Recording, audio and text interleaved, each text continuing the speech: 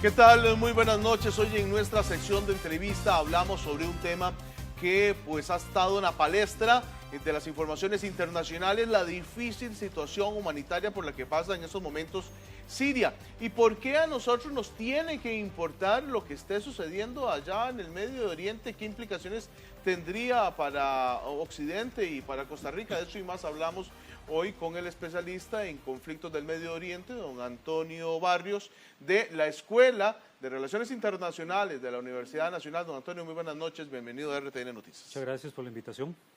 Bueno, queremos conversar acerca de qué es lo que está sucediendo en Siria y cuáles son los principales problemas que podríamos ver en las próximas horas, donde Estados Unidos amenaza, ¿verdad?, con hacer un ataque allá en Siria, y los aliados de Siria, entre otros Irán, la misma China, que por lo menos se podría estar en contra de cualquier ataque bélico contra ese país, y Rusia, que también están en contra, pues podrían de alguna manera defenderse. Bueno, ¿qué es lo que está sucediendo y por qué a nosotros los costarricenses, al fin y al cabo, nos tiene que importar? Buenas noches. Bueno, buenas tardes a todos.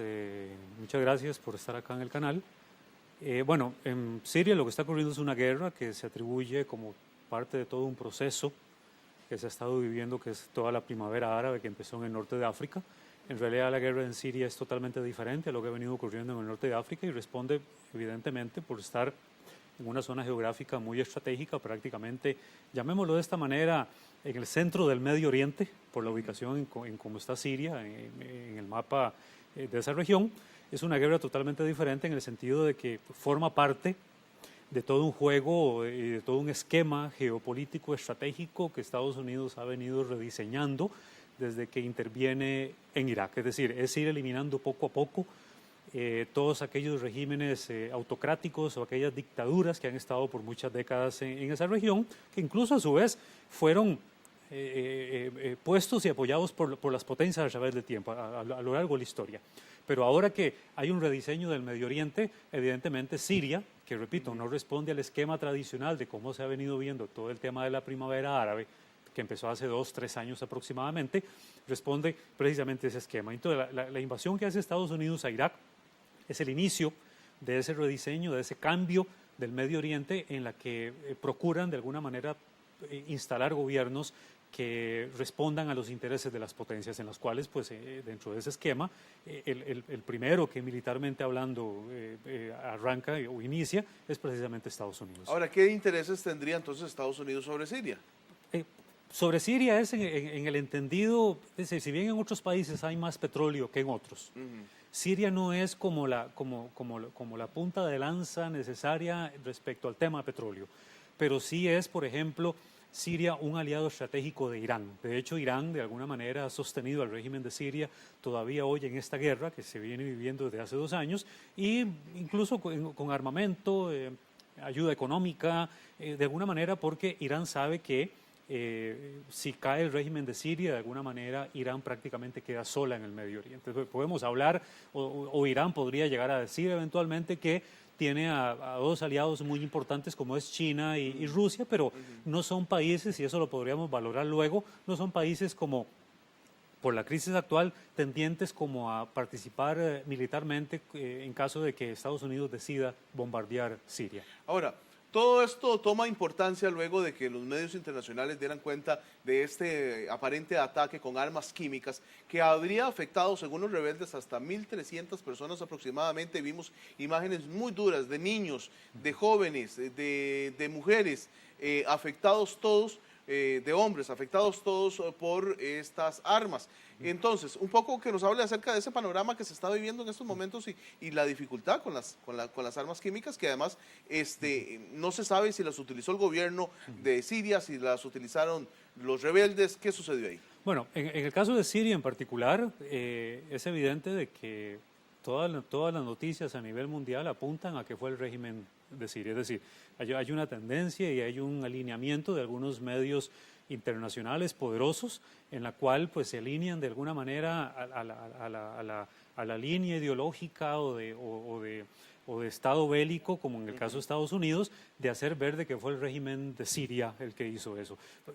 El tipo de guerra que a lo interno se está viviendo de Siria es tan complejo, en donde hay un tema en la cual 2 actores claves están luchando y en donde cualquier situación de esta naturaleza puede ocurrir. Vale la pena aclarar, y esto es bueno que aprovechemos este espacio en el sentido de que el armamento químico hoy en día ya no es una cuestión de exclusiva tenencia de los estados. Es decir, ya no es el estado el único que puede tener armamento químico, ya hay un mercado negro en el cual usted puede conseguir eso. Hay estados que de alguna manera, fuera del contexto del Medio Oriente, les conviene esta guerra, pudieron perfectamente haberle dado clandestinamente este armamento a los rebeldes para hacer posible de que, por el tipo de guerra que se está viviendo a lo interno, por la metodología de este conflicto, hacer posible o hacer ver de que fue el régimen de Siria el responsable de eso. Entonces, todo apunta, en principio, por la forma en cómo se le ha hecho el tratamiento sesgado a este tema, que el régimen de Siria es el que está en eso. Ni siquiera los observadores de Naciones Unidas,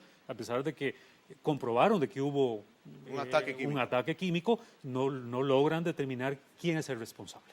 Ahora, ¿es una excusa esto para que Estados Unidos pueda invadir Siria y derrocar al presidente? ¿O cómo lo ve usted? Bueno, es de todo un poco, porque es parte de todo el juego de la hipocresía de Occidente en el sentido, y el secretario de Estado de Estados Unidos lo ha dicho más de una vez, quieren aplicar el concepto de responsabilidad de proteger, el famoso concepto responsibility to protect. Bueno, este concepto que aparte de ser, por la forma en cómo lo han aplicado en los últimos 10, 15 años, de hacer intervenciones humanitarias, intervenciones militares en el aspecto humanitario, pues definitivamente si hubieran querido proteger a la población siria lo hubieran hecho hace mucho tiempo. El problema es que ha muerto más gente en Siria producto de la guerra en cuanto a la duración que ha tenido que la gente que murió por el uso del armamento químico. No estoy diciendo que los que murieron por el armamento químico no son importantes, claro que lo son tan importantes como otros que han muerto, pero el justificar este principio de responsabilidad por proteger, para la protección, en virtud de eso, pues es algo que definitivamente no calza bien en todo lo que está ocurriendo hasta este momento en Siria. Ahora bien, hay una situación ahí, o sea, no es solo Siria, ha sido Egipto, obviamente Israel y Palestina desde hace muchísimos años que siguen en el conflicto, y una participación activa de Oriente, de Occidente, sobre estos países. A ver, es una compleja realidad de muchas guerras, de tensiones. Es difícil la situación allá. Toda la situación de primavera árabe, de la primavera árabe que se ha venido viviendo en los últimos 2, 3 años ha generado en el escenario internacional, incluso hasta dentro de los mismos países, todos estos países que se han visto afectados, toda una serie de confusiones de que no se sabe en realidad quién está con quién está en contra o quién está a favor. Por ejemplo, si nosotros vemos el caso de Egipto, lo que ha ocurrido últimamente, pues definitivamente el acuerdo que en este momento hay, producto de lo que eventualmente puede ocurrir en Siria, el acuerdo que hay de los militares egipcios con los militares en Israel, de evitar de que los hermanos musulmanes vistos hoy como terroristas, después de que fueron sacados del poder a la fuerza con un golpe de Estado, no entren en el juego del conflicto contra Israel, es parte del juego que el mismo presidente Netanyahu ha estado haciendo en ofrecer un campo abierto al proceso de paz con los palestinos para también sacarlos del juego estratégico de una posible guerra en Siria más abierta como lo que pretende Estados Unidos. Entonces, es todo un juego en donde quienes están dominando el escenario de guerra, desde el aspecto diplomático hasta del ataque propiamente dicho, en la cual hay algunos países involucrados y en la cual también Turquía está en ese juego, es parte definitiva de un esquema realmente muy bien trazado de hacia dónde va la situación respecto a Siria. Ahora bien, si la solución al conflicto es un ataque, ¿qué se podría prever allá en el Consejo de Seguridad de la ONU? ¿Se podrían prever tensiones? ¿Se podrían prever algún tipo de consecuencias para países como nosotros, para Centroamérica, por ejemplo? Bueno, primero lo que hay que entender acá es de que muchas resoluciones han tratado de ser aprobadas a nivel del Consejo de Seguridad en virtud de condenar a Siria, no solamente por la utilización del armamento químico, sino por la guerra como tal, ¿no? Y no han prosperado porque es evidente de que China y Rusia se han opuesto. Es decir, es un aliado importante. Lo mismo haría Estados Unidos si se tratara de Israel, que ya ha ocurrido en la realidad. Okay. Entonces, eso por un lado. Por otro es de que ya Estados Unidos de por sí ha dicho de que va a realizar esos ataques con aliados como Gran Bretaña, Francia, Alemania todavía está indecisa, Italia dijo definitivamente Australia no dijo vamos, que no se iba a meter. sí, que no va, pero ya Francia y Gran Bretaña han dicho de que van en ese proceso, pues dijeron ya que van en una condición también de unilateralidad, como lo que pasó, por ejemplo, en Irak, en donde no requirieron de el apoyo, el apoyo del Consejo de Seguridad, porque es evidente de que no lo van a tener.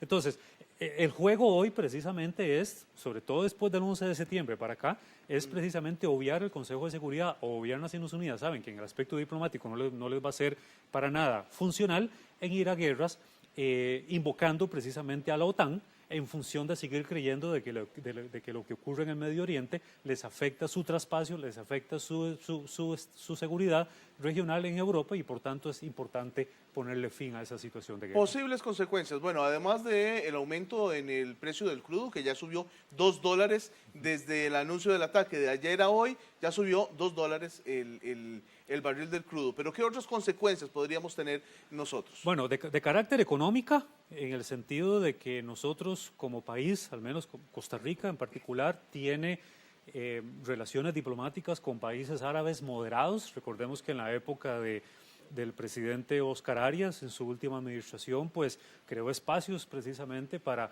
abrir la diplomacia a los países árabes, es decir, se rompió el esquema clásico de tener relaciones con Taiwán, ahora es con China, ya ahora no solo es con Israel, sino que ahora son con países, incluso con Palestina. Entonces, el buscar países moderados en donde ya tenemos inversión, en donde estamos buscando mercados más abiertos en esa región, pues eventualmente podemos llegar a tener problemas de carácter económico. Pero yo creo que más que eso, lo inmediato que afecta a las economías a nivel global es de que si un conflicto de estos se generaliza cada vez más, el precio de petróleo afecta tanto al país desarrollado como a países como los nuestros, que dependemos demasiado del precio internacional. ¿Qué prevé usted, ya para finalizar en muy pocos segundos, de esta situación? ¿Cómo se podría terminar? ¿En qué podría terminar? Bueno, yo temo dos cosas en particular: de que la situación en Siria termine degenerando en algo tan similar como lo que pasó en Irak, en donde no se trata solamente de entrar militarmente por poder militar simplemente,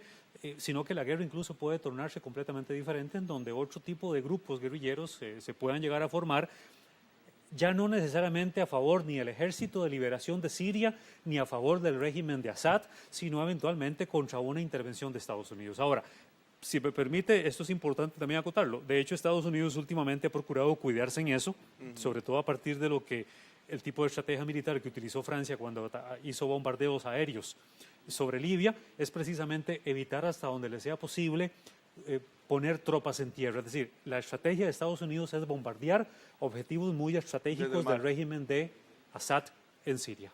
Bueno, muy bien. Don Antonio, muchísimas gracias por su Mucho participación gusto en RTN Noticias. Vamos a tener, obviamente, que darle seguimiento a este tema, pero por el momento lo vamos a dejar hasta acá. Vamos a una pausa comercial y ya regresamos con más de RTN Noticias.